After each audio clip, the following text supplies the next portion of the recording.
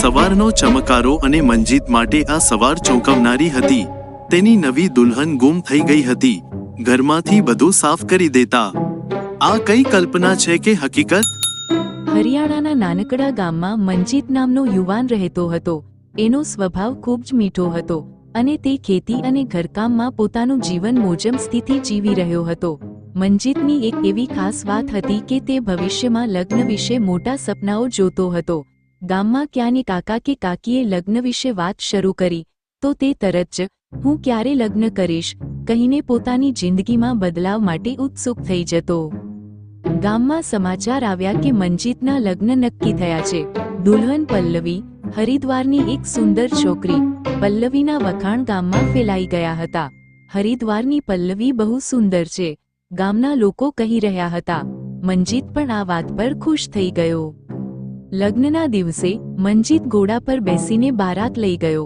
ઘોડા પૂછીએ બધાને મંત્રમુગ્ધ કરી દીધા અને મંડપ એક શણગારેલા દરબાર જેવું લાગતું હતું। પલ્લવી દુલ્હનના પરિધાનમાં અદ્ભુત લાગતી હતી। મંજીત જ્યારે પલ્લવીને પહેલીવાર જોયો ત્યારે તે એના ઉપરથી આંખ ઉઠાવી શક્યો નહીં। વિધિઓ શરૂ થઈ। કુતૂહલભર્યા માતા પિતાના ચહેરા અને લગ્નના આનંદથી ઝગમગતા પલ્લવીના શણગાર આ પ્રસંગને યાદગાર બનાવતા હતા। બધા તરફથી લગ્નના પ્રસંગને પ્રશંસા મળી। મંજીત અને પલ્લવીના લગ્ન બાદ ઘરના લોકો ખુશીથી ઝૂમવા લાગ્યા।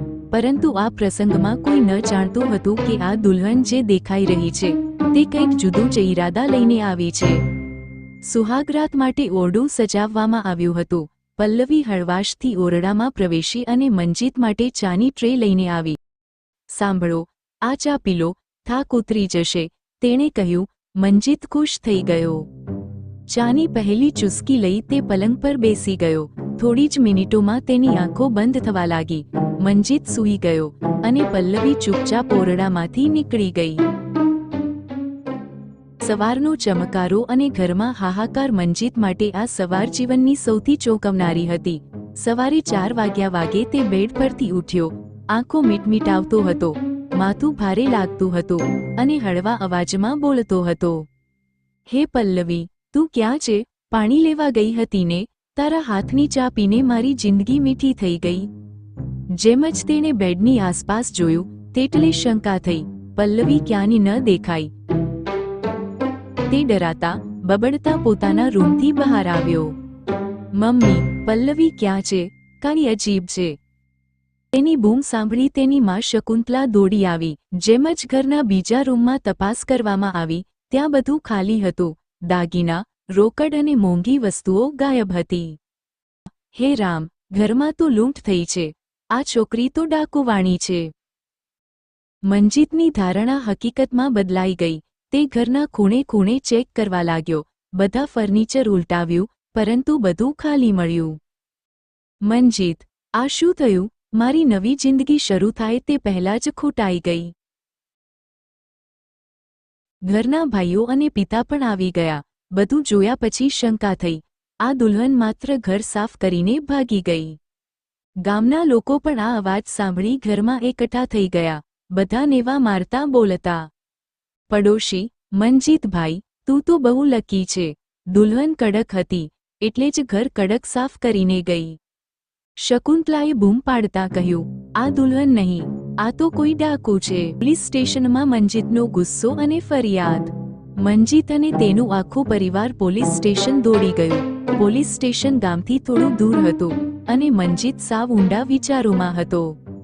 આ મારી સાથે શું થયું?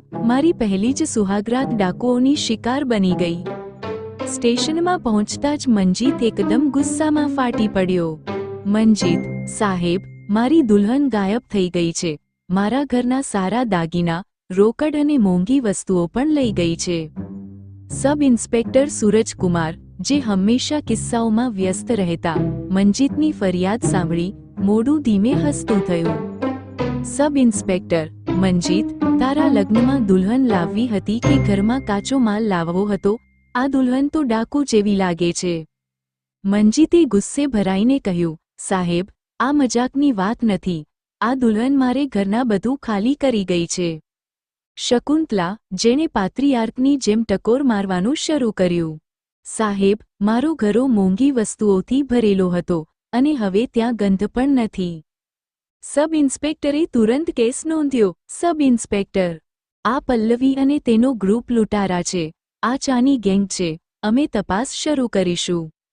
મંજીતને લાગતું હતું કે એ દુનિયાના સૌથી નસીબદાર છોકરાથી શનિદેવનો શ્રાપ લઈને ઊભો છે.